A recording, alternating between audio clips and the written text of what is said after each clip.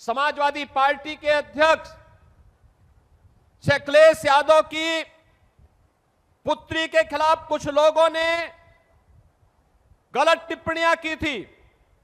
जैसे मेरे संज्ञान में आया, मैंने तत्काल पुलिस से कहा, मैंने कहा इसमें एफआईआर दर्ज कराओ। देश की सुरक्षा में लोग सेंध लगाते थे, सरकार मौन रहती थी, तो स्वाभाविक रूप से दुश्मन आंख दिखाता था, नक्सलवाद था। गरीब की कोई सुनवाई नहीं थी, उसके लिए कोई योजना नहीं थी। लेकिन आज मैं कह सकता हूं, नए भारत में प्रधानमंत्री मोदी जी के नेतृत्व में आज एक नए भारत का दर्शन हमारी पीढ़ी देख रही है। हम सब गौरवशाली हैं, एक नए भारत का दर्शन हम कर रहे हैं। जो काम कभी नहीं हो पाया, याद करिए, एक समय महाराज सुहेलदेव जैसा भारत का एक अमर सेनानी था, राष्ट्र नायक था।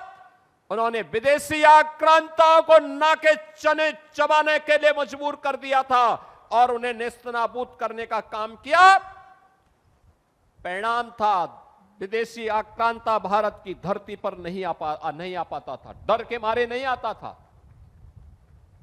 लेकिन जब हम आपस में बंटने लग गए, जाति के नाम पर, क्षेत्र के नाम पर, भाषा के नाम पर, परिवारवाद के नाम पर, परिणाम हम सबके सामने आया। और परिणाम इस रूप में आया कि महाराज सुहेलदेव के बाद मोहम्मद घोरी का हमला हुआ। महाराजा पृथ्वीराज चौहान ने एक बार नहीं 17 बार उस कायर आक्रांता को परास्त किया। वो हर बार माफी मांगता था, लेकिन एक बार चूक हुई, धोखे से पृथ्वीराज चौहान को उसने बंधक बना दिया, कैद कर दिया, अपने साथ लेकर के गया। और फिर उसने जो व्यवहार महाराज पृथ्वीराज चौहान के साथ किया, ये इतिहास हम सबके सामने है। हम वही गलती बार बार करते रहे, जिस गलती का प्रमार्जन 1000 वर्ष पहले महाराज सुहेलदेव ने किया था। उसके बाद की पीढ़ी उनसे प्रेरणा नहीं ले पाई। क्या होता था? बहराइच की चर्चा हुई, महाराज सुहेलदेव के नाम पर कोई आयोजन नहीं, आयोजन वहां पर आक्रांता सालार मसूद के नाम पर होता था, गाजी मियां के नाम पर होता था। हम लोगों ने कहा कि गाजी के नाम पर नहीं, महाराज सुहेलदेव के नाम पर आयोजन होने चाहिए। किसी विदेशी आक्रांता को सम्मान नहीं मिलना चाहिए। एक गुलामी का प्रतीक है और स्वतंत्र भारत, नया भारत गुलामी की किसी भी चिन्ह को और गुलामी के किसी भी प्रतीक को स्वीकार नहीं करेगा। आज परिणाम है, आप बहराइच में जाएंगे, अब वहां पर महाराज सुहेलदेव का भव्य स्मारक बन गया है। अब लगता है कि बहराइच अब अपनी पहचान के साथ, गौरव के साथ आगे बढ़ रहा है। और इसीलिए जब हमारी सरकार को आजमगढ़ में विश्वविद्यालय बनाने की बात आई, यहां के लोग मेरे पास आए थे, मैंने कहा विश्वविद्यालय बनेगा। अब विश्वविद्यालय किस नाम से बनेगा, यह भी बात आई। मैं धन्यवाद दूंगा यहां के जनप्रतिनिधियों को और प्रधानमंत्री मोदी जी को। मोदी जी ने कहा, देखो 1000 साल पहले महाराज सुहेलदेव ने अपने शौर्य पराक्रम से एक विदेशी आक्रांता को पूरी तरह नेस्तनाबूद किया था। आजमगढ़ में अगर महाराज सुहेलदेव के नाम पर विश्वविद्यालय होगा तो अत्युत्तम होगा। और मुझे अच्छा लगा आज यहां पे महाराज सुहेलदेव जी के नाम पे इतना भव्य विश्वविद्यालय है, तो उनके स्वारोही प्रतिमा भी लगेगी, भव्य प्रतिमा का स्थापना होगी यहां पे। बहनों और भाइयों, आप कहीं भी जाएंगे, महाराज सुहेलदेव के नाम पर आपकी पहचान बनेगी, गौरव की अनुभूति होगी।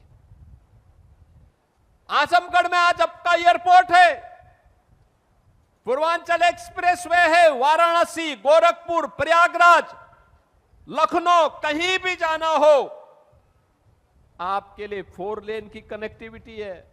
याद रखना, जितनी तेज गति उतनी तेज प्रगति। प्रगति का आधार गति होती है। गति अगर स्पीड ही नहीं है तो विकास भी नहीं हो पाएगा। और यही स्थिति आज आप सबके लिए भी है। आजमगढ़ की प्रगति के लिए आज ब्लैक पॉटरी को एक प्लेटफॉर्म मिला है वन डिस्ट्रिक्ट वन प्रोडक्ट के माध्यम से। वाराणसी की साड़ी को एक मंच मिला है। आज वैश्विक स्तर पर उसको पहचान मिल रही है। हरिहरपुर का संगीत घराना हिंदुस्तानी संगीत की, शास्त्रीय संगीत की परंपरा को फिर से एक मंच प्रदान कर रहा है। और निरहुआ जैसे कलाकार भी भोजपुरी की मिठास को पूरी दुनिया के अंदर पहुंचाने का काम कर रहे हैं। बहनों और भाइयों, मैं आज आप सबके सामने यही कहने के लिए आया हूं। ये वही दरा है जहां वीर कुंवर सिंह ने 1857 में अंग्रेजों के छक्के छुड़ाने के काम किए थे। ये रागे रागों की धरती है। अयोध्या सिंह उपाध्याय हरिओत जी की धरती है। महान साहित्यकार की पावन धरा है। ये पावन धरा अपनी पहचान के लिए क्यों मोहताज हुई? क्यों हर आतंकी घटना में संजरपुर का नाम आता था? क्यों हर गलत कार्य के लिए आजमगढ़ को बदनाम किया जाता था? क्योंकि तब सरकार उस सोच की थी। सरकार नकारात्मक सोच रखती थी। अपने स्वार्थ के लिए यहां के युवाओं का दुरुपयोग करती थी। गरीब के लिए न शौचालय था, न मकान था, न स्वास्थ्य की सुविधा थी, न गरीब के लिए राशन की व्यवस्था थी। युवा के लिए नौकरी के बारे में राजभर जी ने आपको बताया कैसे युवाओं की नौकरियों पे सेंध लगती थी और कैसे उनकी सौदेबाजी होती थी। बेटी के लिए कोई स्कीम नहीं थी। बेटी के लिए कोई स्कीम नहीं हुआ करती थी। बेटी के लिए न कोई स्कीम है, न उसके सुरक्षा की व्यवस्था, न उसकी पढ़ाई की व्यवस्था, न उसको आगे बढ़ने की व्यवस्था। और गरीब कन्याओं की शादी के लिए भी सरकार की स्कीम कुछ भी नहीं थी। निराश्रित महिलाओं के लिए कोई व्यवस्था नहीं। 300 रुपया पेंशन, बुजुर्ग लोगों के लिए 300 रुपया पेंशन, दिव्यांगजनों के लिए 300 रुपया महीना पेंशन मिलती थी। वह अभी 6 महीने में एक बार आ गई और उसमें भी आधा कमीशन खोरी में चला जाता था। आज मुझे बताते हुए प्रसन्नता है, बेटी के जन्म लेने से लेकर के स्नातक तक की पढ़ाई के लिए हमने व्यवस्था दी है। हमने उनके लिए व्यवस्था दी है।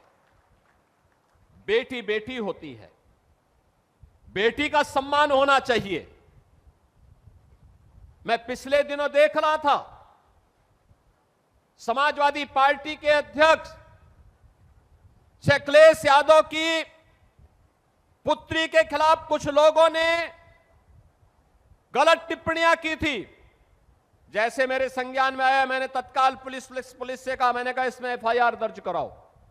बेटी के खिलाफ कोई भी अपमानजनक टिप्पणी स्वीकार्य नहीं होनी चाहिए। बेटी बेटी होती है और हम तो संस्कार में पले बसे हैं जहां कहा जाता है कि गांव की बेटी सबकी बेटी, गांव की बहन सबकी बहन। हमने तो कोई भेदभाव नहीं किया। लेकिन अखिलेश जी, दूसरों को उपदेश देते हो, अपने चेले चपाटों को भी थोड़ा उपदेश दे दो कि अपनी भाषा को संयम कर लें। दूसरों के प्रति टिप्पणी करने के पहले स्वयं भी सोचा करो कि उनके लोग किस प्रकार की भाषा का प्रयोग बहन और बेटियों के प्रति, बुजुर्गों के प्रति, दिवंगत लोगों के प्रति और वरिष्ठ नेताओं के प्रति करते हैं। इसके बारे में उनको भी अपने लोगों को संस्कारित करने की आवश्यकता है। अच्छा होगा उनको समझाओ, और नहीं समझ सकते तो हमारे हवाले कर दो, हम उनको अच्छी तरह समझा देंगे। बहनों और भाइयों, आज बेटी की शिक्षा के लिए पैसा है, तो बेटी की सामूहिक विवाह की स्कीम भी हमारे पास है।